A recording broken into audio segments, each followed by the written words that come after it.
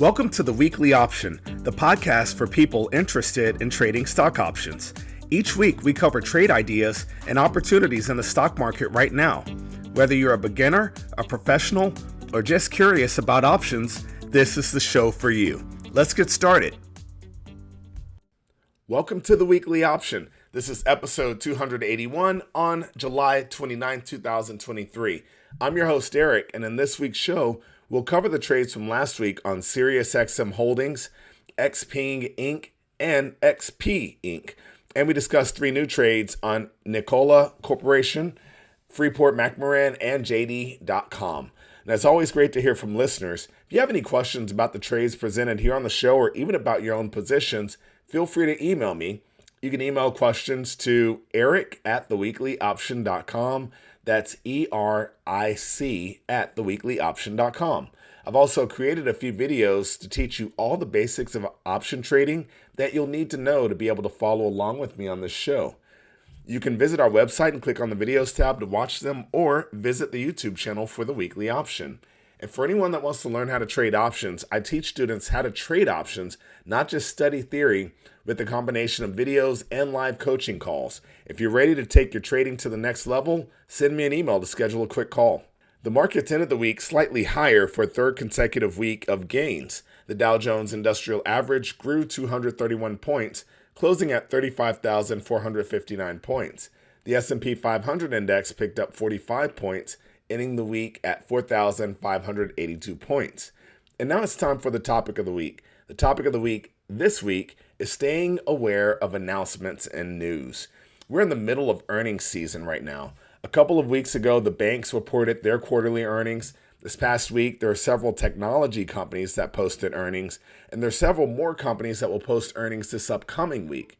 Mix in, last week, we had a Fed interest rate announcement. And as I looked at trades for the upcoming week, I had a pretty nice trade roll-off yesterday on July 28th. So as I was looking for new trades for getting into some options this upcoming week, I saw some pricing that looked really tempting from my perspective. And almost every time there was an earnings announcement within the next 5 business days. If I wasn't aware of that, I would get excited by the pricing and possibly take on a larger position than I normally would. When I see the favorable pricing and spreads, and I consider any upcoming announcements, specifically for earnings, it makes me think that the market is giving me an indication that the stock is going to move either before or after the earnings announcement in a direction that I don't want. All right, it's a cautionary sign. I'll cover this topic in an upcoming week, but price is always an indication of more than just price. It's mixed in a little bit of market sentiment and maybe some expectation in there. There's a story embedded in the price of these spreads.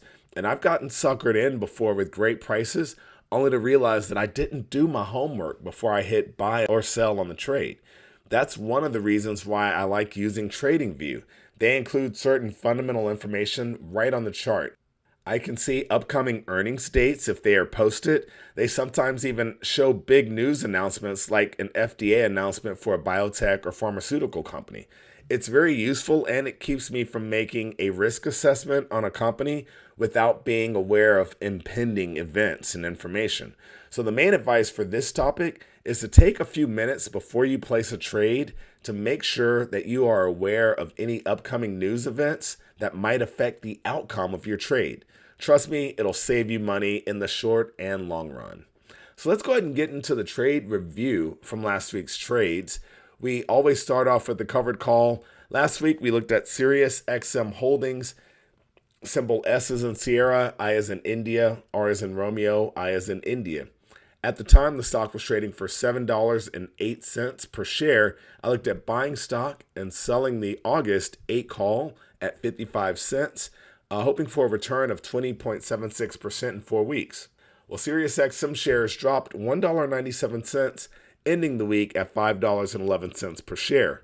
The call option we sold lost 39 cents, leaving us with a net loss of $1.58 if we were to close the trade out immediately. Now, this is the downside of the covered call strategy. You can lose money on the stock pretty quickly and significantly. Now, I'm literally planning patience for this trade. The drop in price happened pretty quickly, and there's an earnings announcement on Tuesday, August 1st. If the stock remains lower priced, I'm happy to roll the strike lower.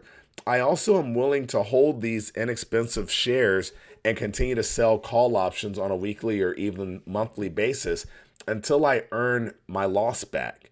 So I would not look to make any adjustments prior to the earning announcement on Tuesday.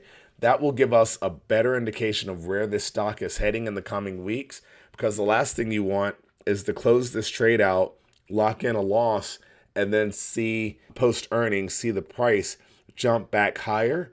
I think the earnings is going to create enough volatility to present us with some other decisions to make on how we are going to either roll the strike lower or figure out how we're going to go ahead and not only recapture our loss, but I always think in terms of profit. So there are ways to make money long term on these trades. And when the stock is already priced so low, your risk is capped, right? Normally your risk isn't capped when you're doing covered calls because the stock can drop significantly. This is already a really low priced share of stock. So if it goes down, like we know, the most we could lose in the stock going forward is $511 or $500 per 100 shares. So you know what the risk is, much like when we do credit and debit spreads. If you're doing a low cost covered call strategy, you know what your maximum loss would be, and that's if the stock goes all the way to zero. Of course, you'd also capture some money from selling that call option, but it's the stock that presents the most risk. So having a little patience on the covered calls when they move against me has paid off. I used to be a little faster to close them out. Like if I was trading a $30 stock and it was $3,000 per 100 shares, it's a little different situation. But this one, I can handle this one taking a little bit longer before I make my full profit back. But who knows what's going to happen on Tuesday? The earnings announcement actually might make this stock bounce back pretty quickly and our original trade still hold. All right, next up we have the credit spread. We looked at Xpeng Inc. Symbol X is in X-ray, P is in Papa, E is in Echo, V is in Victor. At the time, the stock was trading for $14.56 per share. I looked at selling the August 14-13 put spread at 37 cents, which could give us a maximum possible loss of 63 cents per spread. Well, shares of Xpeng grew $8.84, ending the week at $23.40 per share. The out of the money put spread we sold is now deeply out of the money, and this trade worked, and you can certainly leave it open to capture the full 37 cents as this spread goes on to zero, or you can buy the spread back for 3 cents and lock in an immediate gain of 34 cents per spread. Now, given that this trade literally has 3 weeks left, 3 cents just isn't enticing enough to leave the risk open. And that is exactly what happens. Like, if you don't close the trade, then you still have the risk. So even with stocks significantly higher, it's not that the risk goes away, because something could happen and send the stock plummeting back to the point where you would actually lose money. So at this point, you can walk away with 90% of your expected profit. I would absolutely look at buying it back, lock in the 90%, and walk away with a nice win for the week. This was a nice trade. It's definitely worth closing early. And then our final trade from last week was a debit spread. We looked at Xpeng Inc. Symbol X is in X-ray, P is in Papa. At the time, the stock was trading for $26.29 per share. We looked at buying the August 25-26 call spread for 65 cents, which could give us a maximum gain of 35 cents, or that's a 53.85% return in 4 weeks. Well, shares of XP only picked up 11 cents, ending the week at $26.40 per share. The in-the-money spread that we bought is still in the money, which is great. There really isn't a need to make any adjustments to the spread at this point. None of the economics of the trade have changed significantly enough, so I'm looking at just riding this one out.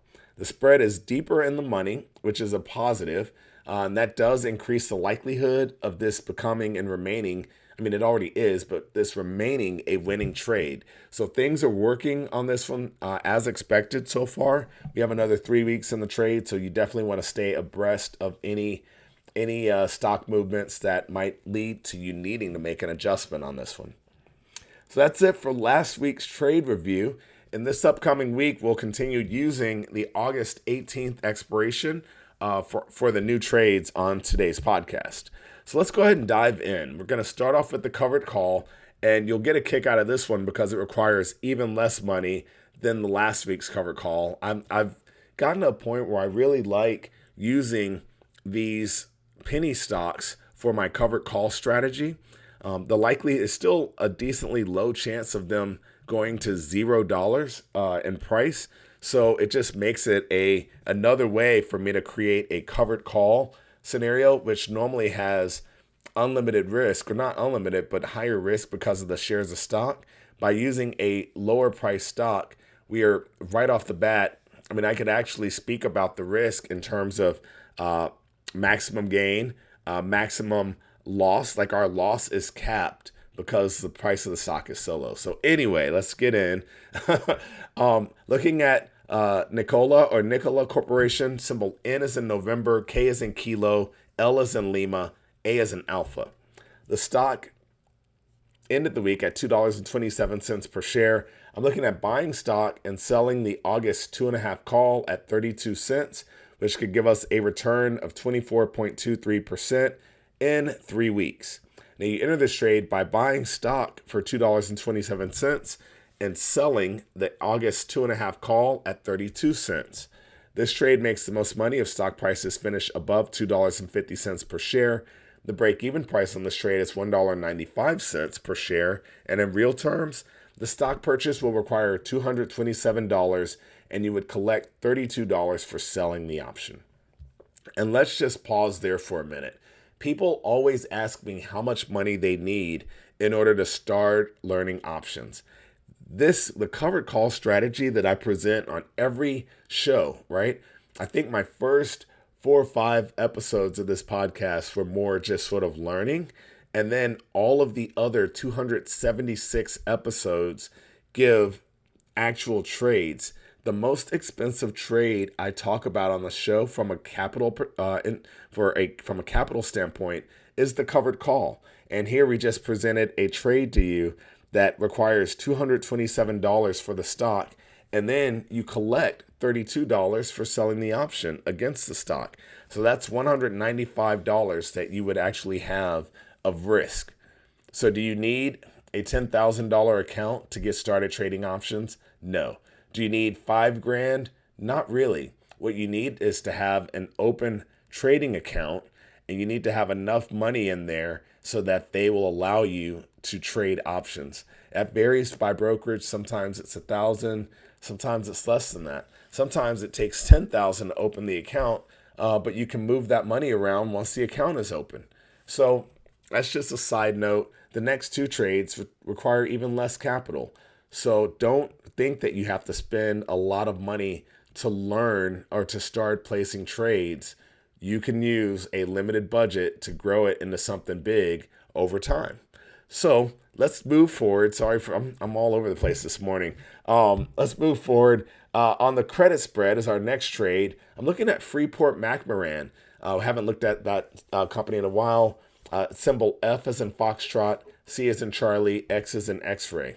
The stock ended the week at $43.61 per share. I'm looking at selling the August 42 put spread at 15 cents. That could give us a maximum possible loss of 35 cents per spread. Now you enter this trade by selling the August 42 half put at 81 cents and concurrently buying the August 42 put for 66 cents. This is the credit spread because we are selling the spread, and this trade makes the most money if stock prices expire above $42.50 per share. The break-even price on this trade is $42.35, and in real terms, you'll collect $15 per spread that you sell and have $35 at risk.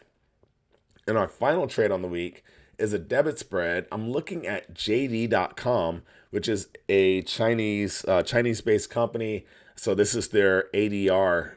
This is their shares of stock on the New York Stock Exchange, I believe. But symbol J as in Juliet, D as in Delta. So that's JD.com. Stock ended the week at $40.53 per share. I'm looking at buying the August 39.5 40 call spread for 30 cents.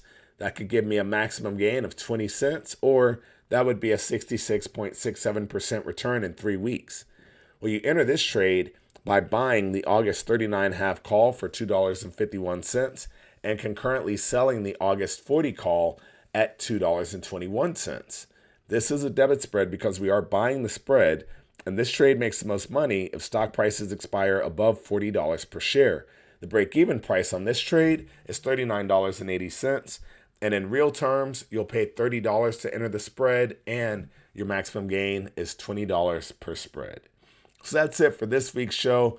Thank you guys so much for listening. And actually, I'm a little extra jovial this morning. Part of the reason I'm recording on Saturday morning instead of late on Friday night, which oftentimes happens, is because yesterday was my birthday. So, hey, another lap, another trip around the sun. And I'll tell you, life is pretty good and seemingly getting better. You guys are going to see some of the things I've been working on for the show. We're going to be building out a community here pretty soon. I am super pumped, super excited. Thank you guys so much for listening. If you have questions about the trades on the show, literally, go ahead and shoot me an email. I also am going to be creating a video sometime soon on a trade I did recently, closed it out yesterday, made a nice little roughly 30% return in real terms. That's after my fees, 30% return in 6 days, 6 business days. So pretty nice little trade, basically using a debit spread in a really short time frame, and it worked out. I constantly am looking at prices, constantly screening prices for basically trades that fit within my sort of framework, my methodology. And if you want to learn more about that methodology, go ahead and send me an email as well. That's it. Have a wonderful weekend. And as always, happy trading. Thank you for listening to the Weekly Option Podcast. Please subscribe to our show and visit us at www.theweeklyoption.com. Disclaimer: there is a very high degree of risk involved in trading. The indicators and strategies described in this podcast are for educational purposes only and should not be construed as investment advice. For our full disclaimer, visit our website at www.theweeklyoption.com.